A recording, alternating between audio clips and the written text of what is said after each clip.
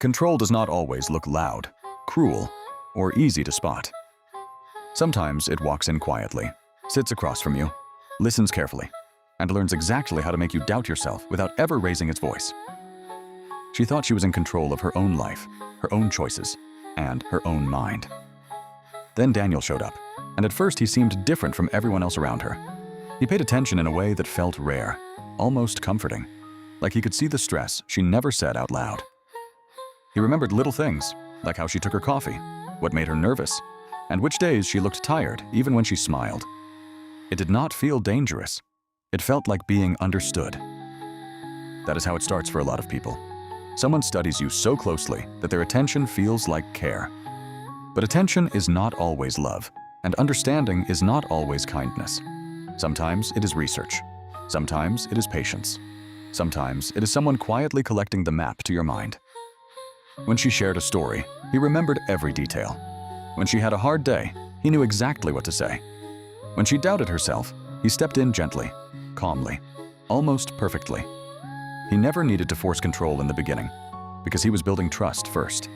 That trust became influence, and that influence became power. Then the small cracks began. He would say, "That is not what happened." He would smile and tell her she was tired, stressed, overthinking, too emotional. If she brought up something hurtful, he would turn the moment around until she was the one apologizing. He stayed calm while she grew confused, and that calm made him look honest. Little by little, her memory stopped feeling solid. She started checking her own thoughts before speaking. She replayed conversations in her head and still wondered if she got them wrong. That is the trap of gaslighting. It does not just hurt your feelings. It attacks your trust in your own reality. The goal is not to win one argument. The goal is to make you unsure enough that someone else can define the truth for you. Soon, she felt alone, even when people were around her. Her friends seemed far away. Her own instincts felt far away too. Daniel did not need to lock a door because the real prison was already built inside her mind. By then, his version of events felt safer than her own because doubting herself had become a habit. That is what full control looks like. Not chains, not shouting. Just one person slowly shrinking while another person decides what is real. But control gets weaker the moment confusion breaks.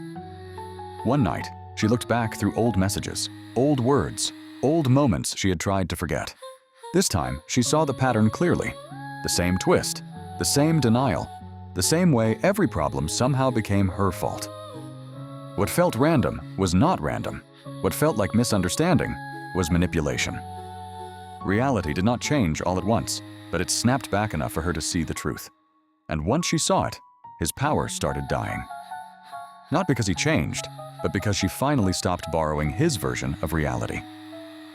She remembered that clarity can come back slowly. She remembered that fear can be unlearned. She remembered that the voice in her head was hers before he trained her to distrust it. Some people do not want your love. They want access, influence, and control. So if someone always leaves you confused, guilty, and unsure of what is real, trust that feeling. Sometimes the biggest warning sign is not what they did. It is who you are becoming around them.